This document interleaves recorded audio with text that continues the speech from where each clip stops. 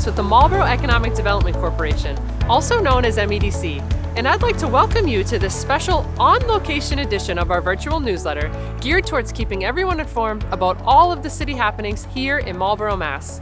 I'll go over business news, school news, and overall city news for the past few months, as well as fill you in on exciting events and opportunities coming up right here in Marlborough.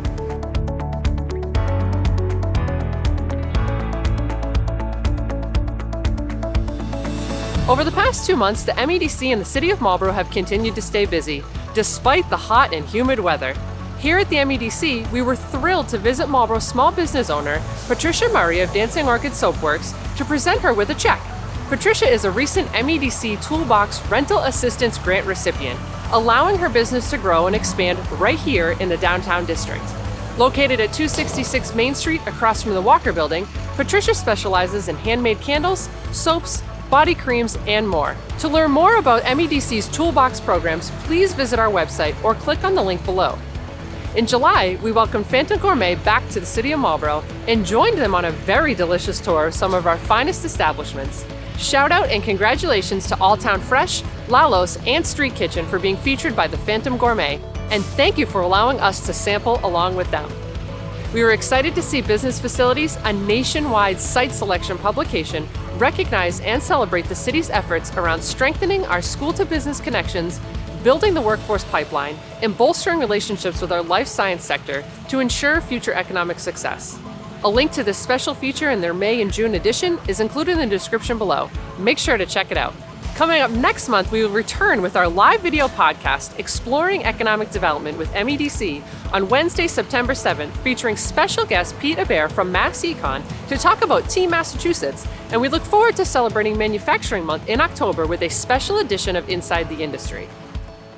In business news, we were excited to see several Marlborough-based companies growing, being recognized, and celebrating. Exagrid, a worldwide technology and software provider, was recognized by the Channel Company for their innovative efforts, while Raven 360 closed out an $8 million Series B funding round.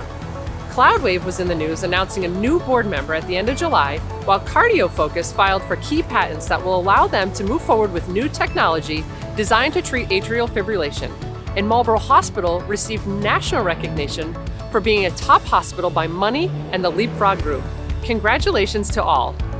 In conjunction with the Marlborough Regional Chamber of Commerce, COSA, Marlborough's third marijuana dispensary, celebrated a ribbon cutting, and did you see Ken's Foods was featured on Jeopardy? And last, but certainly not least, in business news, we were thrilled to see the City Council approve a special permit for Alta Marlborough, a 276-unit mixed-use development proposed in the French Hill neighborhood. This project will support the neighborhood revitalization efforts of both the MEDC and the city over the last several years by creating new economic development opportunities for businesses and amenities for existing residents to enjoy. In city news, construction crews continued to make progress on the new library. The police department enjoyed having several new recruits in-house for this year's Marlborough Police Youth Academy, and the fire department welcomed 8 new firefighters to the department. The city's summer concert series filled downtown with music and fun all summer long, featuring many local bands, our local breweries, and most recently, brand new lights and tables purchased through a grant to encourage residents and concert goers to bring takeout to the park. Our aquatic facilities ran extended hours during the heat waves, and WMCT TV ran its first ever summer filmmaking camp. The Marlborough Shamrocks led the division all summer long. And speaking of goats, the actual city goats are back at Holtz Grove helping to remove poison ivy and invasive plants. The resident drop-off facility is now issuing special veteran permit stickers, and as we look towards September, Matt Sargent, a constant and avid advocate for our veterans, was named the Grand Marshal for the Labor Day Parade. Congrats, Matt. Mayor Vigeant signed 2 important proclamations officially naming September National Recovery and Childhood Cancer Awareness Month in Marlborough.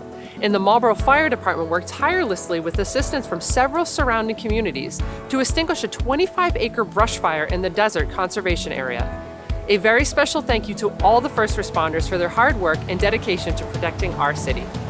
In school news, Marlborough High School Principal Dan Riley accepted a $750 donation from All Town Fresh, while the Director of Alternative Education, Michael Allen, announced a new program launching this year aimed at helping students who are struggling to graduate for a variety of reasons, including mental health or maybe financial issues. Over at Assabet, Superintendent Ernie Houle was excited to accept $1.2 million from the Governor's Workforce Skills Cabinet to support efforts in career and technical education, while HVAC teacher and former technical student himself, Derek Degassi, was the only instructor from Massachusetts to be nominated for the National Harbor Freight Tools for Schools Prize. And last, but certainly not least, the AMSA PTO was awarded $10,000 from the D'Angelo's Neighborhood Giveaway, while the New England Innovation Academy continued to make updates around their campus prior to the start of the new school year.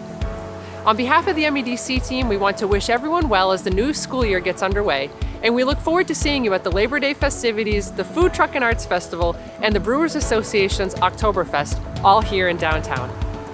You can find links with information on all of these stories and more in the description of our YouTube video. We also encourage you to like and subscribe to our channel so you don't miss any of our new content that we're working hard to provide for you. I'd like to thank you for joining us for this month's edition of Marlborough City Happenings.